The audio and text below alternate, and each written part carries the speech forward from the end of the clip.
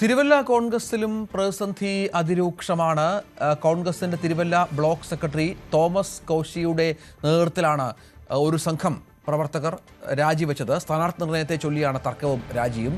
ശശിനാരായണൻ വിവരങ്ങൾ പങ്കുവെക്കുക. ശശിനാരായണൻ, മുനിസിപ്പാലിറ്റിയുടെ 36-ാം വാർഡ് കമ്മിറ്റിയിലാണ് അല്ലേ ഈ മുഴുവൻ ആളുകളും രാജിവെക്കുന്നത്? എന്താണ് അവിടുത്തെ ഒരു സാഹചര്യം?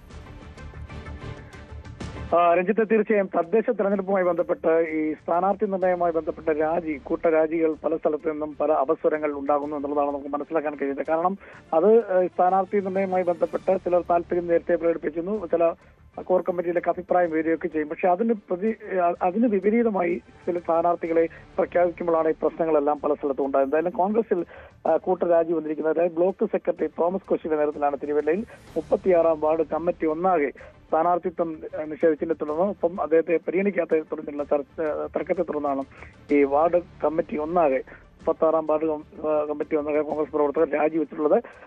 സ്വതന്ത്ര സ്ഥാനാർത്ഥിയായി മത്സരിക്കുമെന്നും രാജിവെച്ച Congress block secretary Thomas Koshy വ്യക്തമാക്കിയിട്ടുണ്ട്. ഈ നഗരസഭകൾ കേന്ദ്രീകരിച്ച നടക്കുന്നതിൽ UDF-നെ സ്ഥാനാർത്ഥി തന്നെ ഇതുവരെ പൂർത്തിയായിട്ടില്ല. പല സ്ഥലത്തും തർക്കം നിലനിൽക്കുന്നു.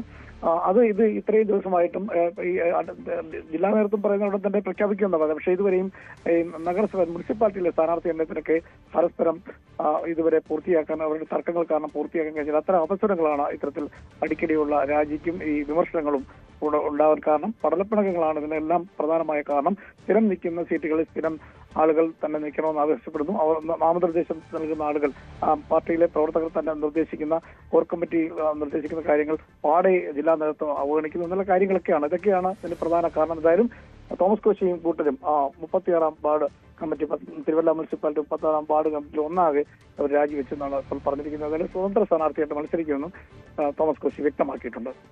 ശരി, ശശിനാരായണനാണ് വിവരങ്ങൾ പങ്കുവച്ചത്.